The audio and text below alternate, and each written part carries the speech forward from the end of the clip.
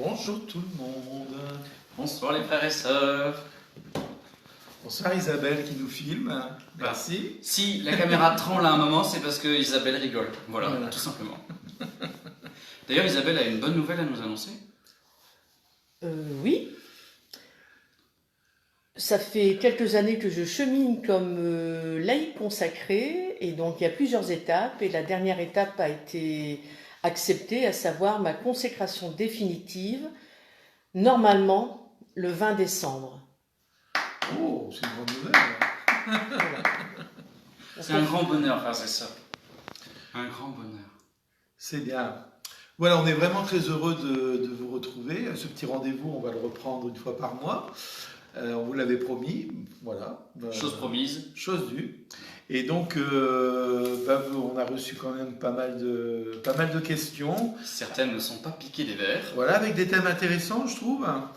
Comme d'habitude, je risque de recevoir des petits textos si jamais il y en a qui arrivent en live. Et notre ami Gaëtan va me les renvoyer. Voilà. Et donc, on va commencer tout de suite. Hein. Ah oui, hein. Pas... Est-ce qu'on commence tout de suite ou on confie tout ça à Dieu ou à la fin ou au milieu? Oui, à la fin. À la fin. Alors, la première question qui... On commence sur les chapeaux de roue, on va dire. Une question qui n'est pas facile, mais pourquoi avoir peur de recevoir du bonheur lorsqu'on a toujours du malheur? On se dit, qu'est-ce qui va m'arriver? Alors, je me disais, en lisant cette question, je trouvais que la réponse, elle était pratiquement dans la question. Je veux dire, si on a toujours on a peur de recevoir du malheur, et si on est dans cet état d'esprit, c'est difficile de reconnaître ce qu'il y a de bonheur dans notre vie, en fait. Et donc, du coup, on est complètement obsédé par l'idée de qu'est-ce qui va nous arriver de mal, etc. Et du coup, comme on est pris dans ce prisme-là, on en oublie de regarder tous les petits bonheurs qui sont autour de nous et qui font que la vie est plus belle et qui sont souvent d'ailleurs plus nombreux que les grands malheurs. Ça nous arrive de temps en temps, voilà, quand parfois on a une séquence, il nous arrive 2 trucs pas bien, bam, il nous arrive un 3e, on se dit oh là là, et puis là du coup on se rappelle sans cesse la liste de tout ce qui va pas. Ce que le père Pascal vient de dire est important, c'est un travail de foi en fait, un travail progressif que d'apprendre à voir Dieu à l'œuvre dans nos vies. Et en disant cela, on se rend bien compte que quand on a une blessure ou un traumatisme, des choses comme ça, on n'y arrive pas tout de suite. Et il faut aussi être patient avec soi-même.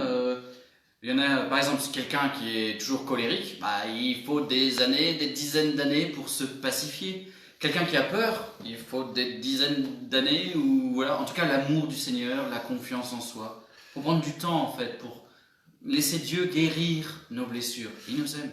Et puis je crois qu'il faut au moins avoir une certitude en nous, c'est que Dieu ne nous a pas mis sur cette terre pour qu'on soit malheureux. On est sur cette terre pour être heureux. Alors c'est vrai que parfois il nous arrive des coups durs dans notre vie, nous tous. Hein. Je pense que tous ceux qui nous regardent pourraient dire la même chose. Mais on est là pour être heureux, on n'est pas là pour être malheureux. Et donc il faut aussi être capable de regarder ce qui est heureux autour de nous. C'est ça qui nous fait traverser aussi les moments plus difficiles et les coups durs. Si on axe toute notre vie sur ce qui ne va pas dans nos vies, évidemment que c'est compliqué. Mais il n'y a pas que des choses qui ne vont pas dans nos vies. Il y a aussi plein de choses qui vont bien.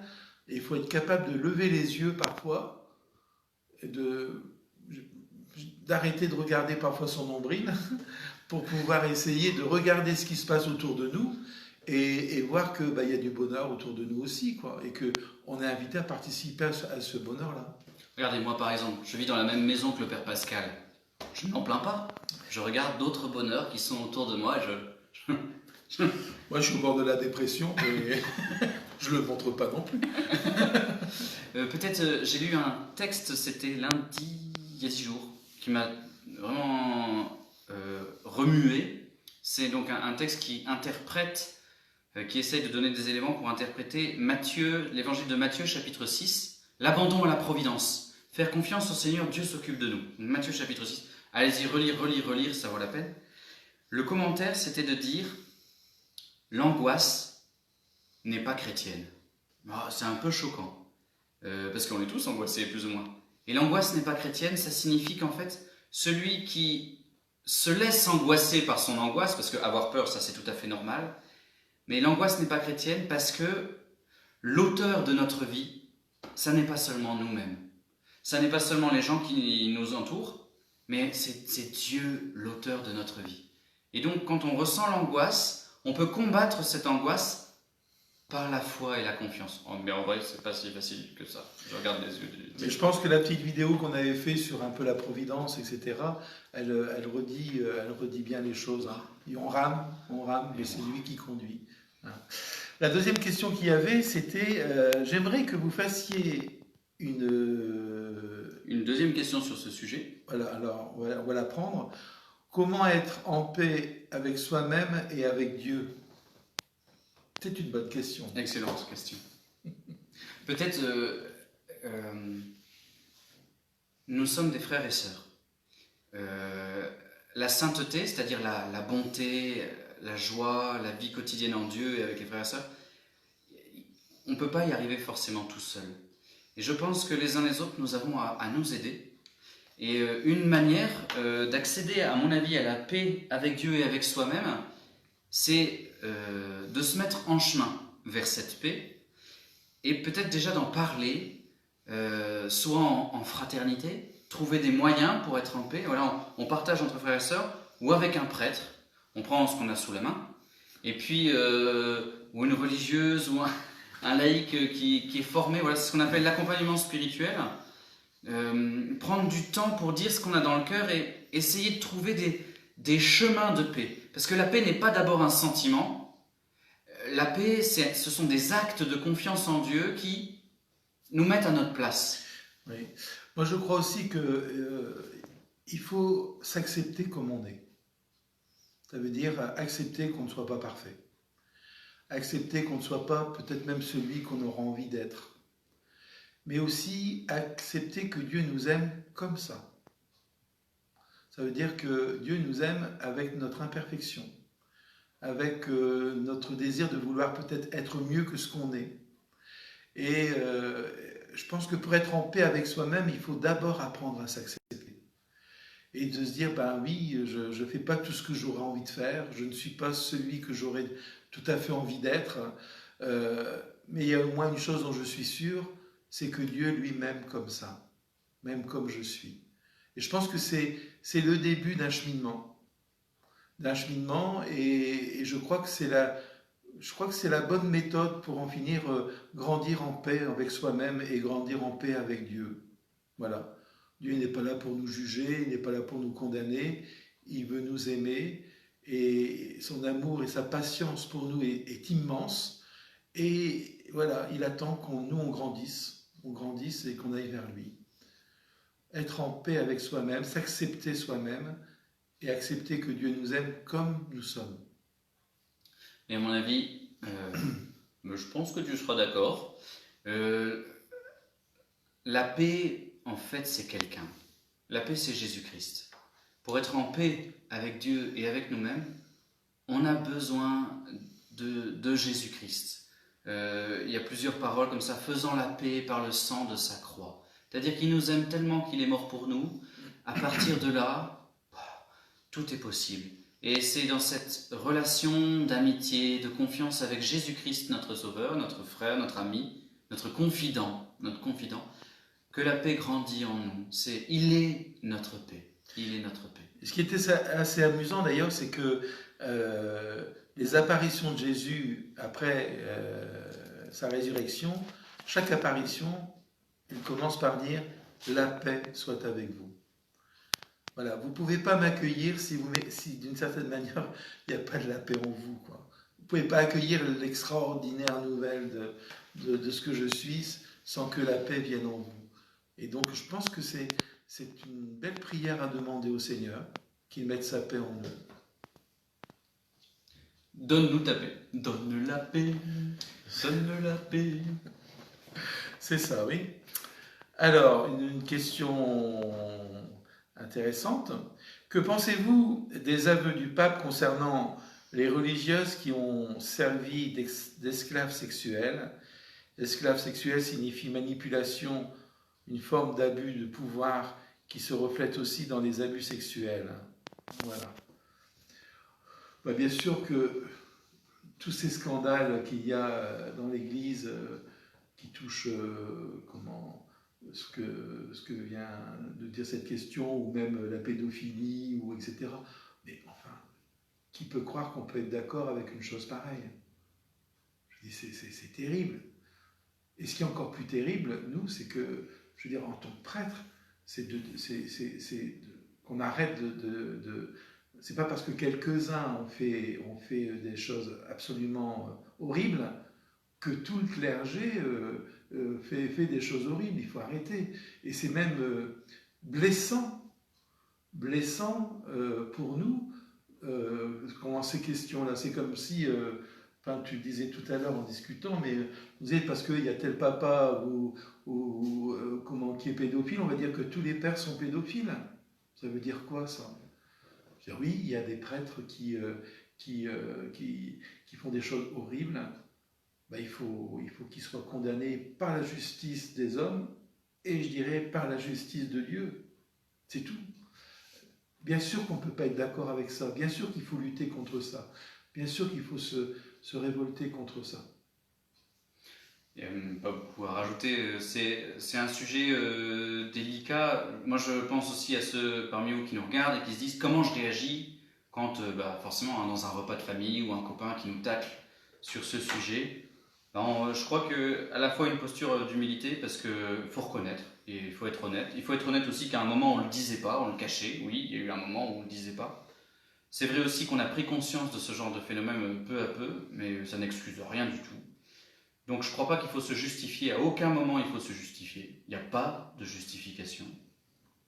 Et après, comme dit Pascal, faut être capable en même temps de ne pas non plus se laisser marcher sur les pieds. C'est du bon sens, c'est pas parce qu'un papa ou une maman ou un oncle ou un prêtre a fait quelque chose de vraiment affreux que tous les oncles, tous les papas, toutes les mamans ont fait quelque chose d'affreux. Voilà, c'est du bon sens aussi. Après... je pense quand même que ça doit être peut-être plus souvent dans notre prière, les victimes et les agresseurs. Voilà, c'est un sujet, je pense qu'on aurait envie d'oublier, en fait non, je crois qu'il faut demander pardon et puis il faut prier. Je crois aussi qu'il faut grandir dans la formation.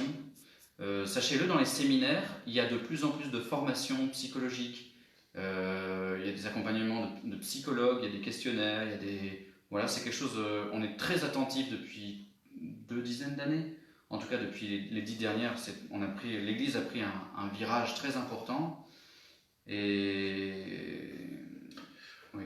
Voilà, puis moi je crois que, voilà, on va pas s'étaler là-dessus, mais je me dis aussi que, enfin, on a mis quand même les phares sur les failles de l'Église, et il fallait le faire.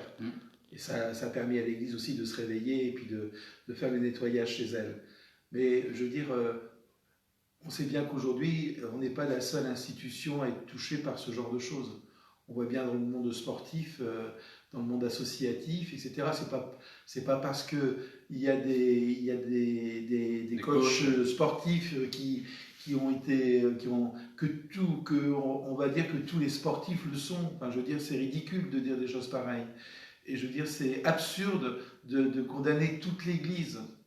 Et je pense qu'il faut qu'on arrête avec ça et qu'il faut avoir l'honnêteté de reconnaître qu'il y a des failles, voilà, de reconnaître et puis de dire il faut faire le nécessaire pour que tous ces gens-là, je veux dire, payent devant la justice des hommes et devant la justice de Dieu leurs actes. Tout en gardant. Et de prier en même temps pour eux, pour leur conversion, hein, et pour que les victimes puissent grandir et passer à autre chose le mieux possible. Voilà. Voilà, c'est un sujet bon, mais merci d'avoir posé la question et ça nous permet d'y répondre. Alors ensuite, une autre question. Attends, j'en ai une qui se rajoute. Ah. On va souffler un petit peu. Quelle est la meilleure façon de prier notre Seigneur? Ah. Je pense que la meilleure manière de prier le Seigneur, c'est de demander à l'Esprit Saint de venir prier en nous. C'est-à-dire que je pense que, vous savez, la prière, on a toujours l'impression qu'il faut dire des choses au Seigneur. On a l'impression que la prière, c'est parler, parler, parler, parler, parler, parler. Moi, je crois que la prière, c'est dire au Seigneur, voilà, je me pose devant toi, ce temps-là, il est pour toi. Et fais ton œuvre en moi. Voilà, ton Esprit Saint fasse son œuvre en moi, vienne prier en moi. Moi, je crois que c'est la meilleure des prières.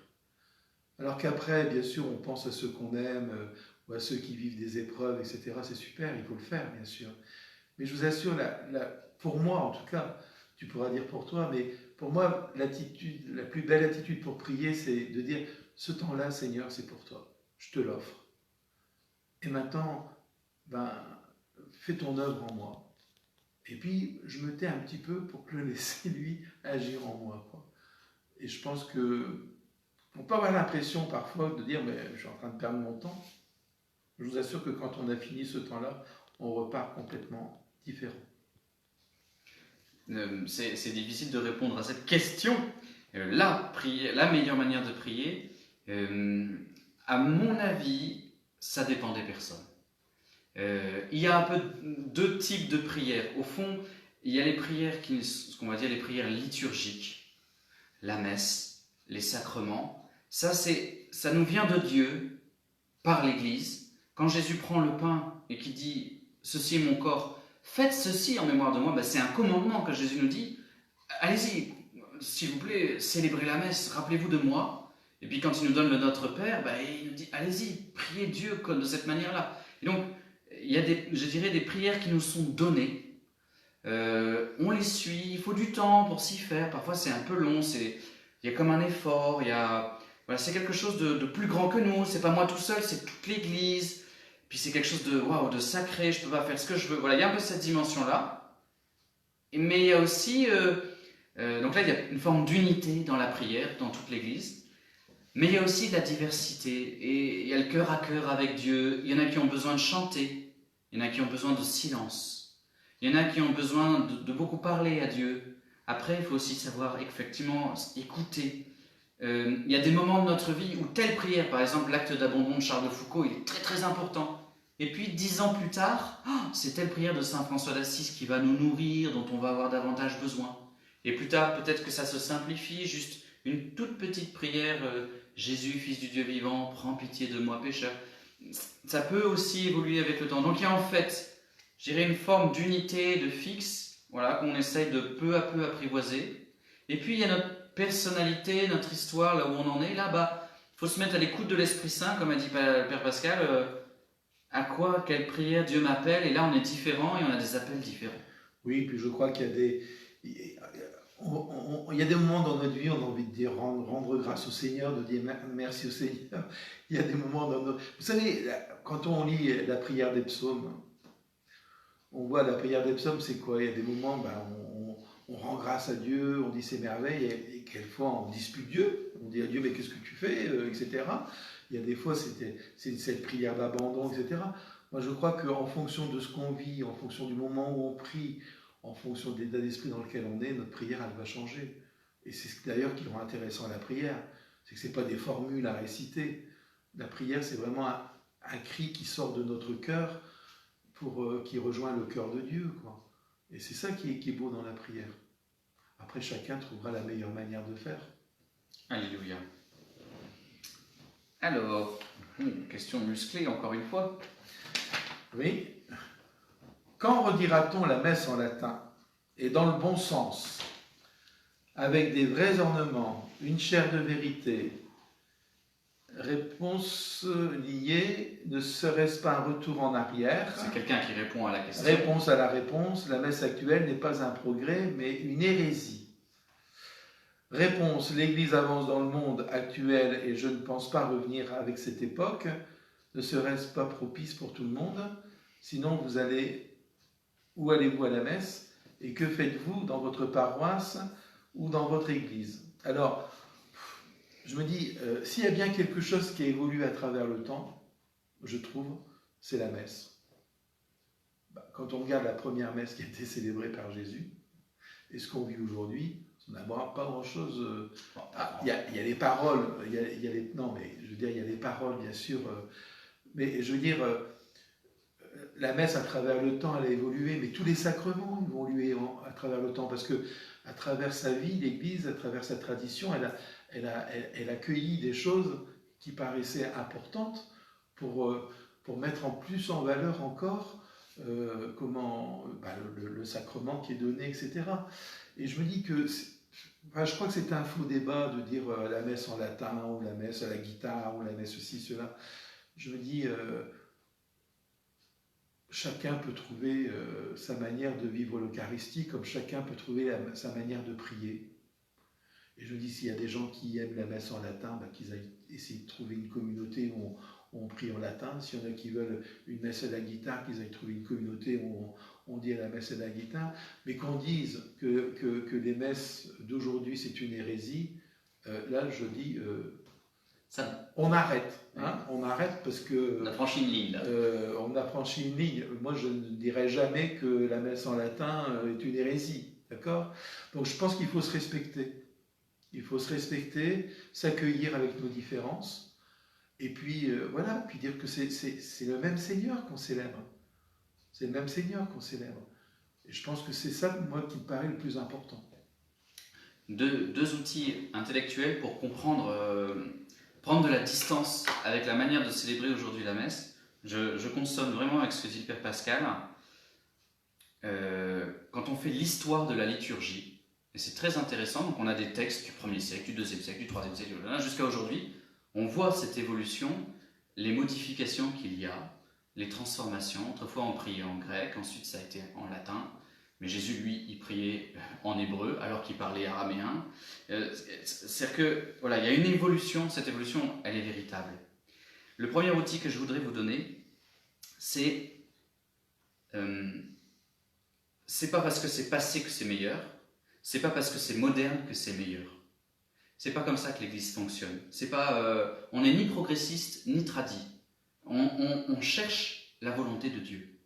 Et donc, il y a une posture, donc ceux qui aiment beaucoup la liturgie d'avant le Concile, souvent disent que la vraie messe, c'est celle d'avant le Concile, et que l'Église, elle a fait erreur en changeant des choses et en enlevant des éléments. En fait, cette mentalité-là, c'est une mentalité de croissance par empilement, comme si la croissance spirituelle ou la croissance liturgique, c'est forcément ajouter des choses. Alors que, on le voit bien, dans la vie humaine, la simplification fait partie aussi des étapes de croissance. Vous savez qu'il y avait, plusieurs dizaines de signes de croix sur l'hostie, avant la consécration, après la consécration. Voilà, on a simplifié, maintenant il y en a un seul, digne et beau. Alors c'est vrai qu'on comprend mieux le sens de cette croix-là quand on connaît la liturgie tridentine d'avant le Concile. Quand on fait l'histoire, d'ailleurs c'est très intéressant de le faire, la liturgie prend beaucoup plus de sens. Mais c'est pas ce qu'il y a forcément avant qui est meilleur, c'est pas forcément ce qu'il y a après qui est meilleur. Moi je fais confiance à l'Église qui nous offre. Pour moi je suis un fils du Concile Vatican II, je trouve que c'est équilibré. Donc le premier outil, c'est on se met à l'écoute de ce que l'Esprit Saint dit, tout en restant fidèle à ce que Jésus a fait et à la tradition de l'Église, bien sûr. Mais pour les hommes d'aujourd'hui. Deuxième outil, que j'ai oublié qui va revenir. Tu veux dire quelque chose pour meubler en attendant? Non, mais ce que tu dis, c'est important. Enfin, je veux dire, il y a eu un concile quand même. Il y a eu des évêques du monde entier qui se sont retrouvés. Enfin, je veux dire, un concile, c'est important. Enfin, je veux dire, c'est pas... ce qui est décidé là, c'est vraiment par l'Esprit Saint qui inspire les pères conciliaires, etc. Donc voilà, moi je me dis, on n'a pas à remettre en cause ça. Je veux dire, je suis désolé. Enfin, on peut pas, c'est pas possible. On n'a pas le droit de se faire sa petite religion à soi, son petit Jésus à soi. Je veux dire, il y a l'Église qui dit, voilà, c'est comme ça maintenant qu'on vous invite à vivre l'Eucharistie. Ben voilà, on lui obéit tout simplement parce que on fait confiance que c'est l'Esprit Saint qui a inspiré les pères du Concile. Et je pense que ça, c'est quand même quelque chose d'important. Mais c'est pas pour ça qu'on balaie le passé, qu'on dit que c'était moins bon avant, etc. Pas du tout. Non. En aucun cas. Mais ça veut dire aujourd'hui, on est invité à vivre ça. Et il y a encore des messes qui sont célébrées en latin aujourd'hui, et c'est très bien. Moi, je me dis, moi, ça ne me dérange pas. En latin ou en rite tridentin. Je vous lis, pardon, je t'ai coupé. Non, vas-y. Le pape Benoît XVI, qui est un pape, c'est un génie, pour moi c'est un génie théologique et liturgique. Il a écrit plusieurs textes fondateurs pour aujourd'hui trouver un équilibre dans notre vie liturgique. Vous pouvez lire L'Esprit de la liturgie, ça c'était quand il était encore que le cardinal Ratzinger, L'Esprit de la liturgie, si vous voulez aller plus loin. Et là aussi il a sorti un motu proprio qui s'appelle Summorum Pontificium. Ouais. Pas latin. Non, je parle pas très bien, non. Et alors, les premières phrases sont les suivantes. Et la suivante, la première phrase. Les souverains pontifes ont toujours veillé, c'est-à-dire les papes, ont toujours veillé jusqu'à nos jours à ce que l'Église du Christ offre à la divine majesté un culte digne, à la louange et à la gloire de son nom et pour le bien de la Sainte Église. Donc c'est vraiment le rôle des papes, des évêques, des prêtres, de célébrer un culte qui soit digne de Dieu. Et dans ce motu proprio, Benoît XVI dit, il est possible de célébrer en rite tridentin. Il est possible de célébrer dans ce rite qui est celui d'avant Vatican II. Et en disant, il peut y avoir même un enrichissement entre le rite Paul VI et le rite tridentin. Alléluia. Et donc c'est ce que dit Pascal, il faut se respecter mutuellement. Et d'ailleurs, quand on fait l'histoire, encore une fois la liturgie, le rite tridentin a bénéficié du renouveau liturgique du Concile Vatican II. Il y a une modification de la manière de célébrer l'Eucharistie. Le deuxième outil intellectuel, je l'ai retrouvé. En fait, c'est que parmi nous, frères et sœurs, il y a des catholiques qui sont rejoints par la dimension sacrée de la liturgie et pour lesquels Dieu est grand et puissant et il faut l'honorer avec un infini respect. Et ça, c'est vrai et bon, hein. C'est juste, tout le monde doit y aller. Et il y a d'autres catholiques qui sont touchés par Dieu qui s'incarne, qui se fait homme, qui est proche de nous, qui est notre frère, qui est tendre. Et du coup, la messe, c'est aussi l'assemblée de la famille de Jésus. Un lieu où il nous rejoint, lui qui a mangé avec les pauvres et les pécheurs. Et Jésus se laisse toucher par les pécheurs. Et il se laisse approcher par les prostituées, que nous sommes plus ou moins tous. Et donc il y a ces deux dimensions-là. Certains sont très sensibles à Jésus proche de nous, et d'autres sont très sensibles au Christ tout-puissant. En fait, il faut les deux, frères et sœurs. Et dès qu'on oublie une des deux dimensions, on peut être dur avec les autres. Et donc, ne soyons pas durs avec les autres. Apprenons à élargir notre âme. Et la façon de célébrer la liturgie, ou la façon dont on prie au quotidien, elle indique quelque chose de notre personnalité spirituelle. Et je dirais, de quel côté il faut grandir. Peut-être que si Dieu c'est trop votre copain, il faudrait apprendre à davantage le respecter. Peut-être que si Dieu c'est seulement le Tout-Puissant, il faudrait se rappeler qu'il a mangé avec les pauvres et les pécheurs. Bon, dans la même ligne, la question qui suit, tant qu'on y est, allons-y. Donc, une paroissienne de 82 ans qui nous dit « C'est choquant que la communion ne soit pas donnée uniquement par le prêtre, cela enlève le côté sacré. Tout le monde peut donc donner le corps du Christ. Quels sont les textes qui autorisent les laïcs à distribuer la communion ?» Alors, je me dis, la communion, elle est prioritairement donnée par les prêtres. Voilà. Et quand les prêtres, quand il y a des grandes assemblées où c'est compliqué que le prêtre soit tout seul à donner la communion, en effet, il fait appel à ce qu'on appelle des ministres ordinaires, c'est-à-dire à des laïcs. Je veux dire, on ne demande pas à n'importe qui de donner la communion. Hein, on demande voilà. On les connaît. On les connaît. On connaît leur vie. On leur fait confiance. Hein, on leur fait confiance. Et ils le font souvent très dignement. Donc, je me dis, voilà.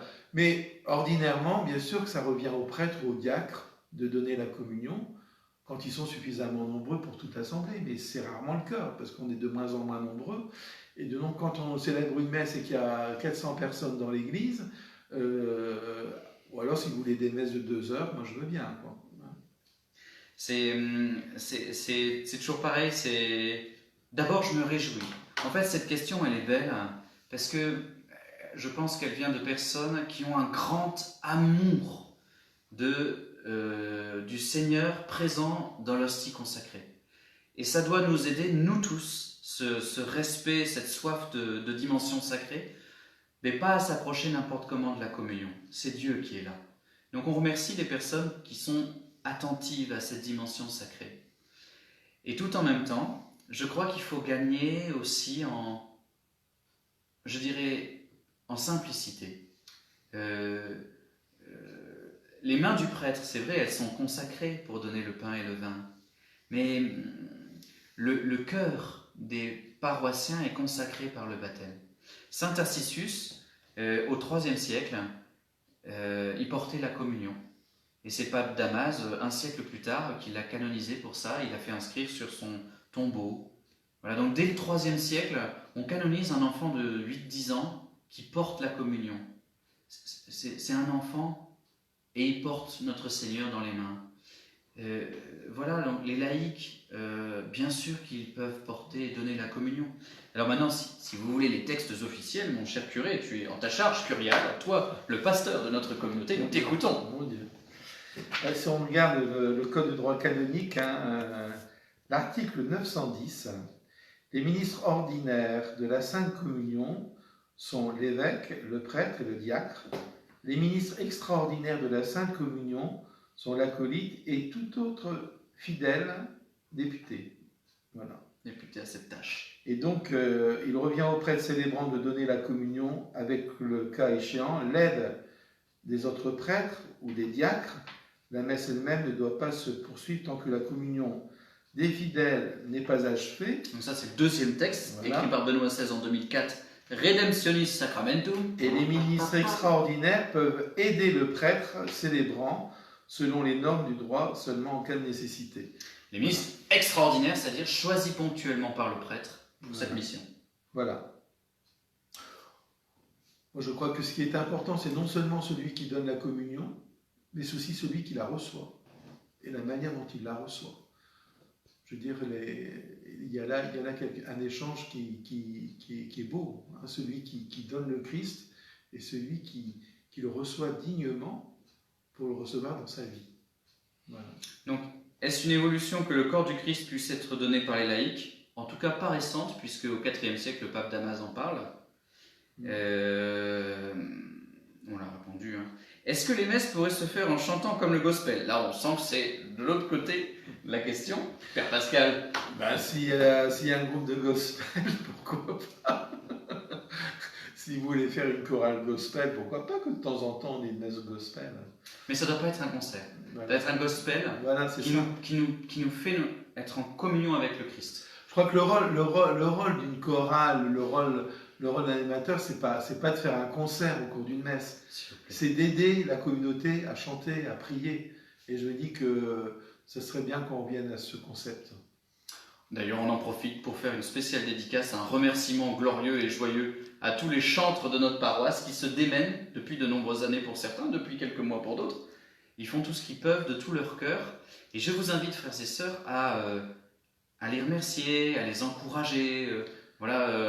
Et pourquoi pas venir les rejoindre à la chorale? Et pourquoi pas venir les joindre à la chorale. On peut dire aussi un petit merci à Béatrice Wignet, quand même, qui l'a fait pendant des années. Elle a été vraiment extraordinaire. Hein. Vraiment extraordinaire. Elle est encore dans la chorale diocésaine avec des responsabilités. Et je crois qu'il y a plein de... Vous savez, les messes, elles sont aussi ce qu'on veut en faire, hein, pour en finir. Hein. Et je veux dire, chacun peut y apporter sa pierre. Hein. Donne-moi ta main et prends la pierre. Voilà. Celle-là, elle est répétée plusieurs fois. Comment?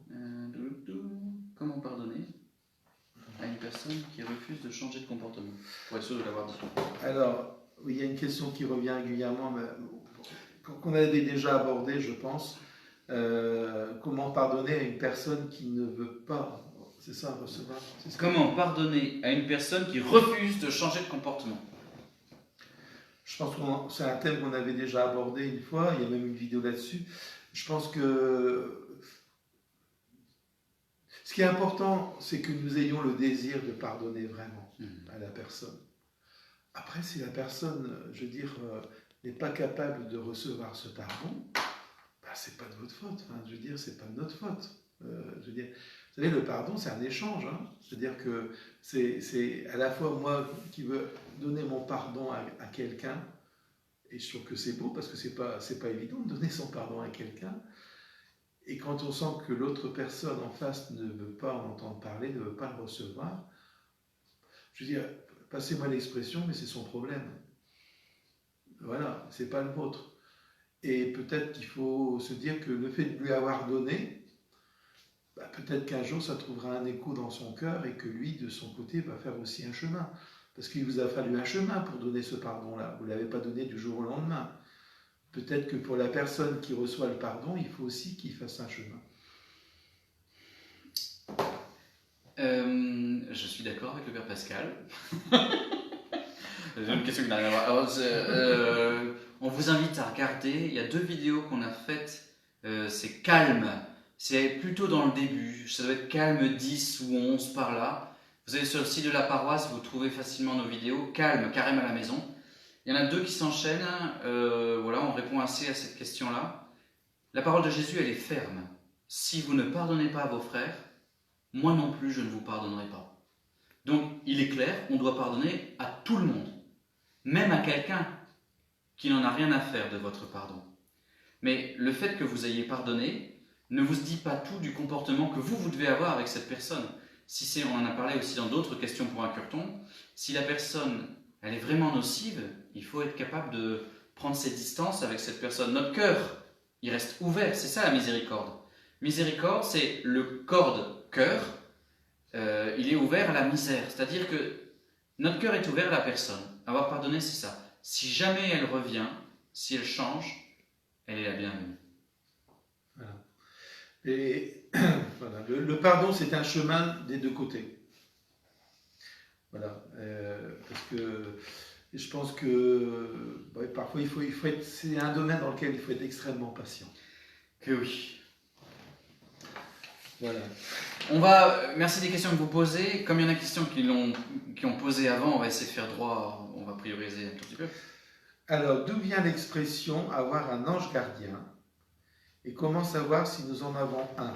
Mais oui, ça, Père Pascal. Comment savoir si on a un ange gardien? Ah, c'est beau cette image de l'ange gardien, je trouve, dans l'Église, de savoir qu'il y a quelqu'un qui nous accompagne, qui veille sur nous, à qui on peut s'adresser comme à un ami. Je veux dire, et ça, dans l'Église, c'est une tradition qui remonte très très loin. Je veux dire, les anges dans l'Église, le monde invisible dans l'Église, mais ça remonte même avant l'Église. Les Juifs déjà croient dans les anges. Et donc c'est quelque chose qu'on retrouve régulièrement, même dans l'Écriture, cette partie qu'on ne voit pas, mais qui est en même temps très présente. C'est ce monde aussi où vont tous nos êtres chers, enfin, je veux dire, et voilà. Et l'image de l'ange gardien, moi j'avoue que de temps en temps, je demande à mon ange gardien de me donner un coup de main. Quand il y a vous voyez, quand il y a des moments comme ça, je dis, donne-moi la patience de supporter Mathieu. Ça marche, hein, je vous assure. Allez, frères et sœurs, vous proclamez la foi dans le monde invisible quand le dimanche on dit le credo de Nicée-Constantinople. Je crois en un seul Dieu, le Père Tout-Puissant, Créateur du ciel et de la terre, de l'univers visible et invisible. Le dimanche, vous proclamez votre foi dans les anges, le monde invisible. C'est dans l'Ancien Testament, en plusieurs passages. Vous avez bien sûr par exemple le livre d'Isaïe. Les anges chantent Saint, Saint, Saint, chapitre 6. Et bien on reprend dans notre liturgie le chant des anges. Saint, Saint, Saint. C'est d'abord les anges qui prient. Et Jésus le reprend, je dirais, à son actif. Matthieu, chapitre 18, il dit faites attention, il ne faut pas mépriser les petites gens ou les petites personnes, il ne faut pas les mépriser. Parce que leur ange voit sans cesse la face de mon Père qui est aux cieux. Leur ange gardien. Donc Jésus lui-même a attesté la véracité du monde angélique et du fait que chacun de nous avons un ange gardien. Après, des petites histoires, t'en as ou... Ah, il y a des anges gardiens qui ont beaucoup de travail. C'était une bonne histoire. C'est une histoire que je t'ai déjà dite, mais je la redis parce que j'en connais pas des billes. C'est un gars qui se baladait dans la rue, donc histoire vraie bien sûr. Il se baladait dans la rue, il entend une voix qui lui dit « Jette-toi par terre ». Alors là, il dit bon, non, puis d'abord, je sais pas, qu'est-ce que c'est que cette histoire. Il se retourne, il voit personne, et là la voix se fait plus insistante « Jette-toi par terre ». Du coup, le gars, il se jette par terre. Juste à ce moment-là, il y a une immense porte de camion réfrigérant qui claque au-dessus de sa tête. Le bec, il aurait été réduit à la crêpe de lui-même s'il ne s'était pas jeté par terre. Et lui, il dit ben, je pense que c'est mon ange gardien. Je pense que c'est mon ange gardien. Et il raconte j'ai été sauvé. Donc parfois, voilà, on a des intuitions. Après, c'est le bon pape Jean XXIII qui disait souvent quand vous avez un problème avec quelqu'un ou de quelqu'un que vous connaissez, il conseille de prier votre ange gardien, d'aller voir l'ange gardien de l'autre pour accorder les cœurs. Écoutez, frères et sœurs, je l'ai conseillé à une paroissienne la semaine dernière, ou il y a 2 semaines, je ne sais plus, elle l'a fait, elle a prié, elle est revenue me voir en me disant, les 2 personnes pour qui j'ai prié, en tout cas il y en a 2 qui se sont réconciliées. Bon alors on peut se dire, hasard, providence, vérité, en tout cas moi je crois, je le crois, de tout mon cœur. Ça marche. Bien sûr que ça marche. Alléluia. Pourquoi, dans la Bible, des versets ont été supprimés? Oh, les vilains qui ont fait ça. Encore une manipulation de l'Église. Ceux qui parlaient de Satan, du jeûne, etc. En comparant différentes Bibles, on voit bien que la traduction est différente. Alors, c'est pas parce que la traduction est différente qu'on a supprimé. Voilà. Je veux dire, bien sûr qu'on affine au fil des temps aussi les traductions, parce on apprend mieux aussi de l'histoire, de l'écriture, etc. Mais dire qu'on a supprimé, enfin, je veux dire, comme si on voulait gommer des choses, je veux dire, non. Enfin, je veux dire, c'est pas raisonnable de dire des choses pareilles. Et ça, on peut le prouver aujourd'hui. Je me permets, parce que c'est ma branche, j'ai fait 3 ans d'études de Bible à Rome. Je dis Rome, c'est pas pour ça, mais ça donne de l'autorité à ma parole. J'en sais rien, on s'en fiche en fait, on s'en moque, pardon, excusez-moi. On appelle ça la critique textuelle. Si vous voulez, nous avons à notre disposition environ 5000 manuscrits et papyrus qui datent du 2e siècle au 12e siècle. Et donc, quand vous faites la comparaison de tous ces manuscrits, vous voyez que les variantes du texte, les variantes textuelles, sur l'ensemble de la Bible sont au maximum de 2%. Et donc, le cœur du message n'est jamais transformé, gommé, abîmé. Pas du tout. C'est des petites nuances ici ou là qui dépendent soit d'erreurs de scribes. Il y a des scribes qui, en recopiant le manuscrit, font des erreurs. Soit il y a des familles de manuscrits. Il y a des manuscrits occidentaux, il y a des manuscrits qui sont plutôt syriens, il y a des manuscrits qui sont égyptiens. En fait, c'est très intéressant de faire ces recoupements. Et quand vous faites les études sérieuses, et on en avait déjà parlé une fois, j'avais même envoyé le lien, le référencement du site, le site qui référence tous les manuscrits et les papyrus que nous avons à l'époque actuelle dans les musées du monde, et avec leur datation précise, au carbone 14 et tout ça, on peut prouver aujourd'hui que l'Église n'a pas traficoté les textes. Par contre, si on prend tel manuscrit ou tel papyrus, selon le copiste, il peut y avoir une petite nuance. Ou alors, dans une communauté chrétienne du 2e siècle, on a rajouté une petite phrase ici ou là pour soi-disant améliorer la théologie de l'auteur sacré. Ça, c'est possible. Mais on peut faire confiance au texte, à la critique textuelle, une bonne Bible, la Bible de Jérusalem ou la Tob. Voilà, des mini-variantes, mais qui ne changent pas l'authenticité du texte. Alléluia, j'espère qu'on vous a convaincu.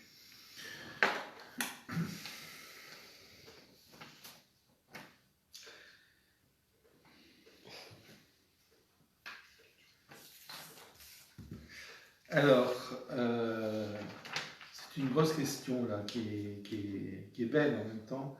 J'ai lu dans la lettre de saint Paul que le couple ne formait qu'une seule chair. Qu'est-ce que cela signifie? Que devient le couple lorsque l'un décède? Le veuf ou la veuve peut-il se remettre avec quelqu'un? Est-ce de l'infidélité? Voilà, c'est une belle question. Alors je pense que pour la comprendre au départ, je pense qu'il ne faut pas qu'on imagine le monde de l'autre côté, on va dire. Souvent on a tendance à imaginer le monde de l'après comme celui dans lequel nous vivons aujourd'hui. Et je me dis que si on le vit comme ça, on ne peut pas comprendre ce qui se passe de l'autre côté en fait. Et je pense que c'est la grosse difficulté du coup au niveau des relations. Bien sûr qu'on retrouve tous ceux que nous aimons de l'autre côté. Bien sûr qu'on les retrouve. Mais on les retrouve dans ce monde invisible dont on parlait tout à l'heure des anges, etc. Et on se retrouve dans l'amour de Dieu. Et je veux dire, ce qui est important, c'est plus forcément la relation qu'on avait ici-bas, puisque de toute façon, on est tous ensemble dans ce même amour. Voilà un peu. Et du coup, je me dis que bien sûr que quand l'un décède et que l'autre veut refaire sa vie, bien sûr qu'il n'y a pas d'infidélité, je veux dire, à travers ça. D'ailleurs, l'Église, je veux dire... Jusqu'à ce que la mort vous sépare. Voilà, je veux dire, ne dit rien par rapport à ça, au contraire. Je veux dire, si on en éprouve vraiment le besoin pour pouvoir mieux vivre notre vie sur Terre, bien sûr qu'il faut le faire. Après, je veux dire, on n'est pas obligé de le faire. Mais si pour nous c'est important parce que voilà, ça nous permet de continuer notre chemin sur Terre d'une manière joyeuse, on va dire, pour dépasser la peine, bien sûr qu'il faut le faire. Pour revenir à la première chose que le Père Pascal a dite, nous les chrétiens, nous avons en objectif, en ligne de mire, le ciel. Et donc la vie du ciel. Jésus n'a pas arrêté de parler du royaume des cieux ou du royaume de Dieu. Et dans nos décisions, toutes nos décisions, les grandes comme les petites, ça doit être notre question. Est-ce que cette décision me permet de me rapprocher du royaume de Dieu? Et par rapport à la vie du royaume de Dieu, à un moment, justement, il y a des Sadducéens. Les Sadducéens, c'est ceux qui croient qu'il n'y a pas de royaume de Dieu après la mort, c'est ceux qui croient qu'il n'y a pas de résurrection. Ils viennent voir Jésus et il dit Jésus, il y a un mec, il était marié, et en fait, il meurt sans laisser de descendance à la femme. Dans la loi juive, quand quelqu'un meurt, il faut que le frère épouse la femme pour donner une descendance à la femme. Donc, le gars, il meurt, ok. Et donc, le frère doit épouser la femme. Il l'épouse, c'est un bon juif. Et donc, il l'épouse. Et clac, il meurt aussi sans laisser de descendance. Du coup, il y a un troisième frère qui vient. Clac, il meurt aussi sans laisser de descendance. Et comme ça, 7 frères. Elle est un peu tordue, leur histoire. Et puis à la fin, pouf, la femme meurt aussi. Grosse question des Sadducéens. Dis donc, Jésus, à la fin, tu sais là-haut dans ton ciel que tu proclames là, de qui elle sera la femme? D'ailleurs, c'est une question, elle est quasiment grivoise, cette question. Et là, Jésus leur fait un tacle monumental. Il leur dit, vous méconnaissez complètement les Écritures. Sous-entendu, vous n'avez rien compris. Là-haut, nous sommes comme des anges. Les anges sont... C'est la journée, d'ailleurs, demain, c'est la fête des anges gardiens. C'est vraiment le 2 octobre, c'est le jour où on prie les anges gardiens. Là-haut, on est comme des anges, c'est-à-dire, c'est l'esprit qui prend le pas sur la chair. Notre chair, à la résurrection, quand même les corps ressusciteront, sera glorifiée, lumineuse, spiritualisée, on pourrait dire. L'esprit est premier par rapport au corps. Le corps reste important. On respecte le corps de son frère, ou de sa sœur, ou de son épouse, de son mari. On respecte le corps des autres, parce que le corps de l'autre, c'est l'autre. Mais le corps n'est pas le tout de la personne. Ce qui est premier, c'est l'âme. Et à la mort, l'âme quitte le corps et va vers Dieu. Et Dieu qui est pur esprit aussi, qui est un pur esprit. Donc c'est une vie spirituelle. Par rapport au mariage, qui est d'ailleurs une vocation magnifique. Mariez-vous les amis, c'est tellement beau, hein. Franchement. Mais ça dit quelque chose. Vous pouvez devenir prêtre ou religieuse aussi. Aussi, Isabelle, on n'est pas malheureuse, hein. Pas du tout. Laïque consacré. Voilà. Qu'est-ce que ça veut dire devenir une seule chair? Le sens littéral, c'est que les époux s'unissent charnellement, physiquement, et à une union, ils ne font plus qu'un. Mais cette union charnelle, elle est le symbole de la réalité spirituelle qui advient le jour du mariage et qui dure jusqu'à la mort, c'est qu'il y a une union des deux. Du mariage jusqu'à la mort d'un des conjoints, il y a une union des deux. Ils sont plus deux, ils sont trois. Il y a l'un, il y a l'autre et il y a le couple. Le couple est une réalité spirituelle que personne ne peut dissoudre, même pas le pape. Et Dieu ne la dissoudra pas non plus. Ce que Dieu a uni, que l'homme ne le sépare pas. Mais quand il y a la mort, voilà, c'est la fin de cette union qui est magnifique et qui est d'ailleurs un signe de l'union de Dieu et de l'humanité, de Jésus et de nos âmes. Mais voilà, il y en a un des deux qui part. Il reste un lien, bien sûr, il reste un lien très très fort qui vaut pour l'éternité. L'amour donné perdure, mais ce n'est plus le même lien. C'est un lien qui est spiritualisé puisque l'autre est déjà vers le ciel, vers Dieu.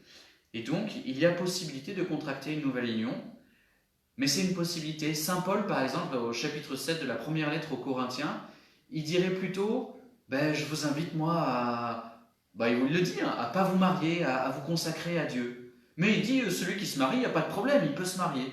Donc c'est une vraie question qui doit habiter notre cœur. Seigneur, à quoi tu m'appelles? Le mariage, magnifique. La vocation consacrée, magnifique. Oui, moi je n'ai pas grand-chose à rajouter là-dessus, c'est très beau ce que tu as dit. Merci frère. Et je pense que je pense que il y a des étapes comme ça dans notre vie où on doit se réinterroger en fait sur ce qu'on veut faire de sa vie. En fait. Oui. Hein, quand il y a la mort d'un des deux, forcément ça nous repose des questions sur ce qu'on veut faire de notre vie. Hein. Donc là, il y a deux choix possibles. Hein. Il y a le choix de dire, oui, mais moi, je ne peux pas vivre seul. J'ai besoin de quelqu'un pour continuer ma route, pour que je puisse être heureux. Il faut le faire. Il y en a d'autres qui diront, non, moi, c'est l'occasion pour moi peut-être de me tourner complètement vers Dieu et de me consacrer à Dieu. Pourquoi pas? Voilà. Je pense que, en tout cas, ce n'est pas un signe d'infidélité envers celle ou celui qui est parti, que de reprendre une route avec quelqu'un. Il existe aussi dans le diocèse un groupe des veufs et veuves consacrés. Quand on réfléchit à cette démarche, en fait, on rentre aussi dans une fraternité de personnes qui partagent le même désir de consécration. Alors, à qui doit-on s'adresser pour trouver un accompagnateur spirituel? Voilà, donc, ça c'est quelque chose d'important, je pense, d'être accompagné spirituellement. Je pense que dans l'Église, c'est aussi quelque chose qui est recommandé d'ailleurs, de dire on a besoin parfois d'avoir quelqu'un qui nous aide à relire notre vie, parce que tout ça, c'est pas toujours évident. Et donc, on a besoin d'un regard un peu extérieur qui nous juge pas, qui n'est pas là pour nous juger ou pour dire quoi que ce soit, mais qui est là pour nous écouter, pour reprendre avec nous les éléments de notre vie, pour aussi à qui on peut poser des questions, et de vivre ça dans une confiance totale. Hein, et du coup, ça nous aide à grandir dans la foi. Nous, les prêtres, on a tous un accompagnateur spirituel. Je veux dire,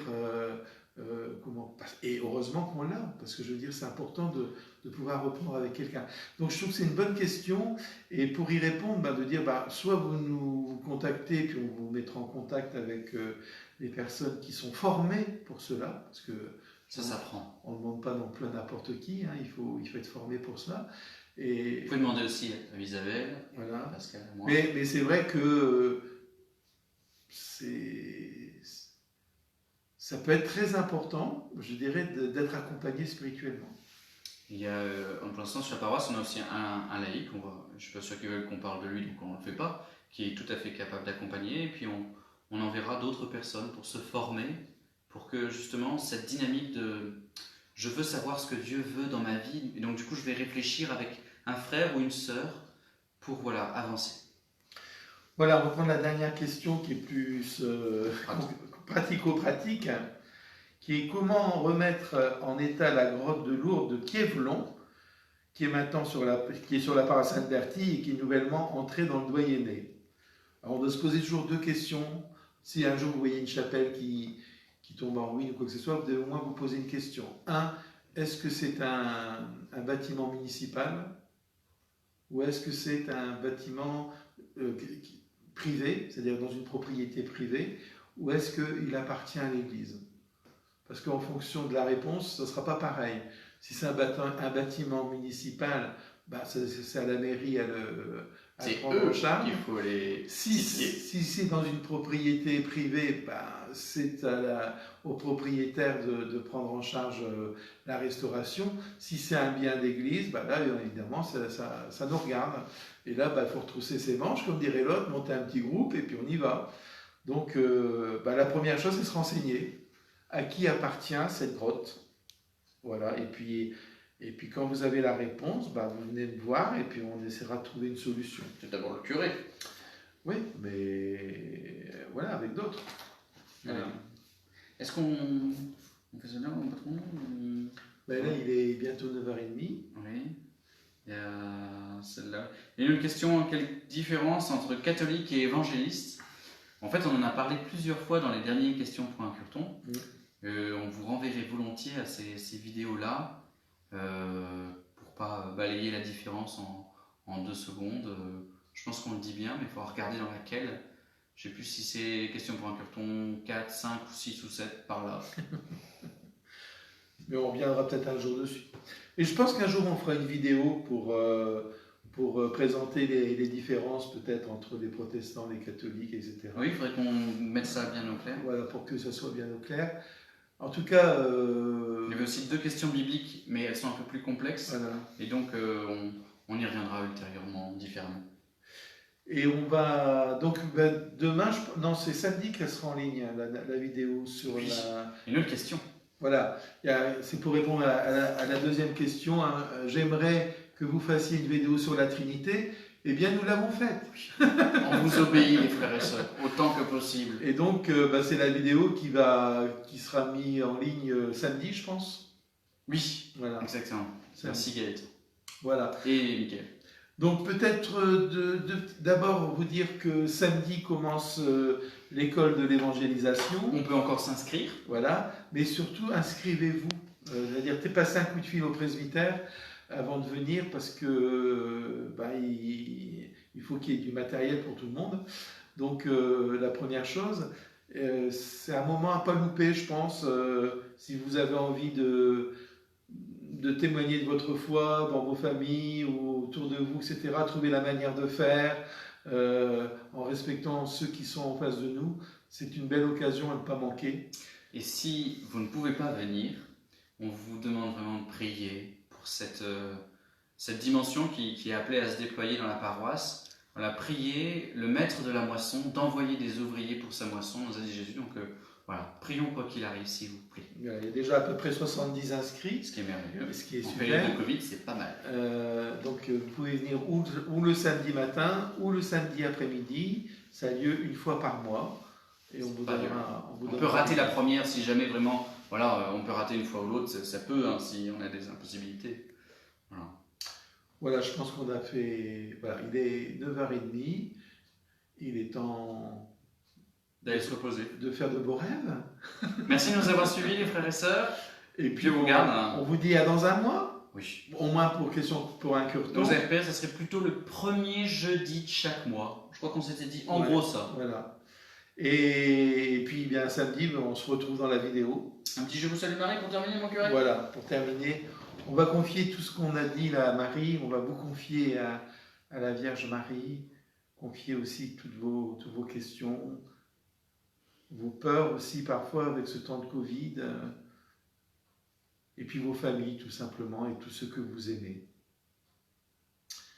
Je vous salue Marie, pleine de grâce, le Seigneur est avec vous, vous êtes bénie entre toutes les femmes, et Jésus, le fruit de vos entrailles, est béni. Sainte Marie, Mère de Dieu, priez pour nous pauvres pécheurs, maintenant et à l'heure de notre mort. Amen. Et que Dieu Tout-Puissant nous bénisse tous, au nom du Père, du Fils et du Saint-Esprit. Amen. Amen. Bonne nuit. Bon repos. Faites de beaux rêves. Une question? Au revoir Isabelle.